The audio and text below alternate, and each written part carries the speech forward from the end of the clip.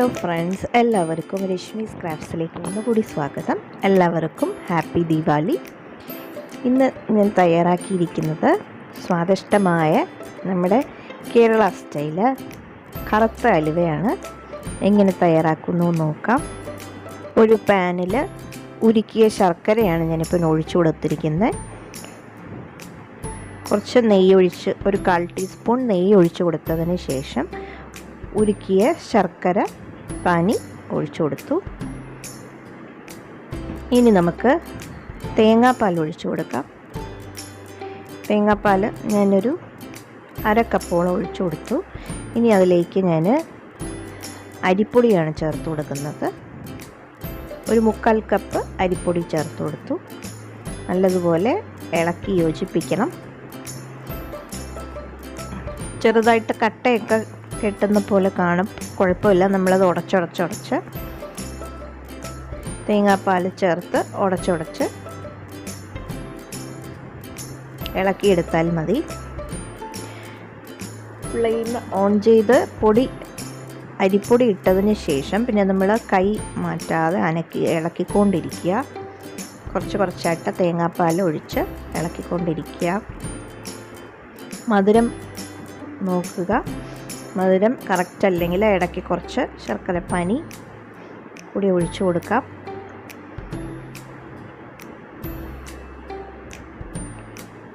കൂട്ടത്തിൽ തന്നെ ഇടയ്ക്കിടയ്ക്ക് 1 ടീസ്പൂണോളം നെയ്യ് ചേർത്ത് കൊടുക്കണം. അടി പിടിക്കാൻ ചാൻസ് ഉണ്ട്. അരിപ്പൊടിയാണ്, പെട്ടെന്ന് തന്നെ അടി പിടിച്ചു പോകും. പാനിൻ്റെ ചൂട് മാത്രം തട്ടിയാൽ മതി, പെട്ടെന്ന് തന്നെ അടി പിടിക്കാൻ ചാൻസ് ഉണ്ട്, കട്ട കെട്ടാൻ ചാൻസ് ഉണ്ട്. അതുകൊണ്ട് തേങ്ങാപ്പാൽ ഇടയ്ക്കിടയ്ക്ക് ഒഴിച്ചു കൊടുക്കുക, നെയ്യ് ചേർത്ത് കൊടുക്കുക, കൂട്ടത്തിൽ തന്നെ ഇളക്കിക്കൊണ്ടിരിക്കുക. വളരെ എളുപ്പത്തിൽ തന്നെ തയ്യാറാക്കാവുന്ന ഒരു സ്വാദിഷ്ടമായ ഒരു ഹൽവയാണ്.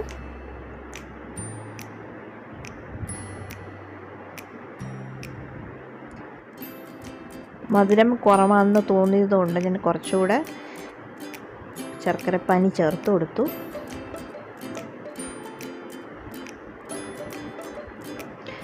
ഹീറ്റ് എപ്പോഴും സിമ്മിൽ തന്നെ വയ്ക്കണം. മീഡിയം പോലും വയ്ക്കാൻ പാടില്ല. ഹീറ്റ് മീഡിയത്തിലായിപ്പോയാൽ തന്നെ അത് പെട്ടെന്ന് കട്ടി പിടിക്കാൻ ചാൻസ് ഉണ്ട്. അപ്പോൾ നമുക്കിങ്ങനെ ഇളക്കി യോജിപ്പിച്ച് ചെറിയ തീയിൽ വേണം കുക്ക് ചെയ്തെടുക്കാനായിട്ട്. അതുകൊണ്ട് അത് ശ്രദ്ധിക്കണം.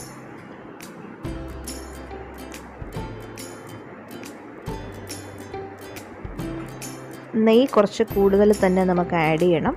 ലാസ്റ്റ് നെയ്യ് അതിൽ നിന്ന് വിട്ട് വരുന്നത് വരെ നെയ്യ് ചേർത്ത് കൊടുത്ത് ഇളക്കി കുക്ക് ചെയ്യുക.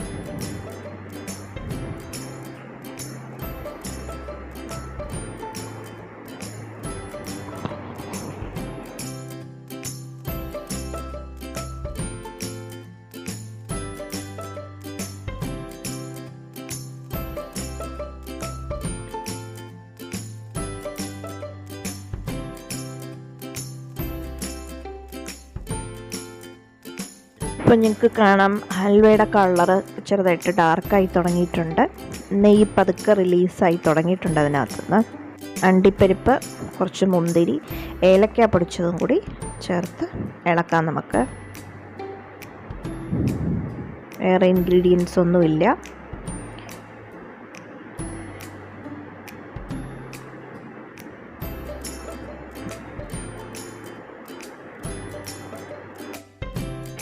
ഇപ്പോൾ ഓൾമോസ്റ്റ് നിങ്ങൾക്ക് കാണാം നെയ്യ് അതിനകത്തുനിന്ന് പുറത്ത് വരുന്നത്. നമ്മുടെ ഹൽവ നല്ലതായിട്ട് വെന്ത് കിട്ടിയിട്ടുണ്ട്.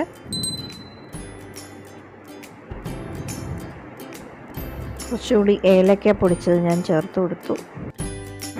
ഇപ്പം നിങ്ങൾക്ക് കാണാം ഹൽവയുടെ കളറൊക്കെ മാറി നെയ്യ് നല്ലതായിട്ട് പുറത്ത് വരുന്നുണ്ട്. നമുക്കൊരു പാത്രത്തിലേക്ക് സെറ്റാകാനായിട്ട് മാറ്റി വെക്കാം. ഈ ഒരു ട്രേയിൽ ഞാൻ ആദ്യമേ കുറച്ച് നെയ്യ് പുരട്ടിയിരുന്നു. അതിലേക്ക് നമുക്ക് ചൂടോടുകൂടി തന്നെ ഹൽവ നമുക്ക് അതിലേക്ക് ട്രാൻസ്ഫർ ചെയ്യാം.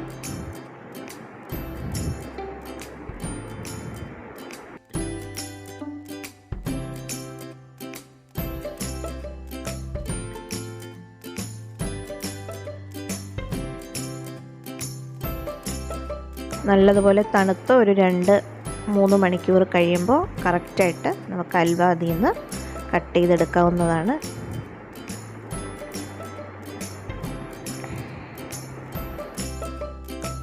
ഇപ്പോൾ ഓൾമോസ്റ്റ് സെറ്റായിട്ടുണ്ട്. കട്ട് ചെയ്തെടുത്തു ഞാൻ.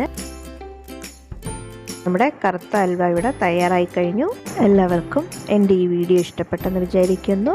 അടുത്തൊരു വീഡിയോയുമായി വരുന്നവരെ ബൈ ബൈ, ടേക്ക് കെയർ.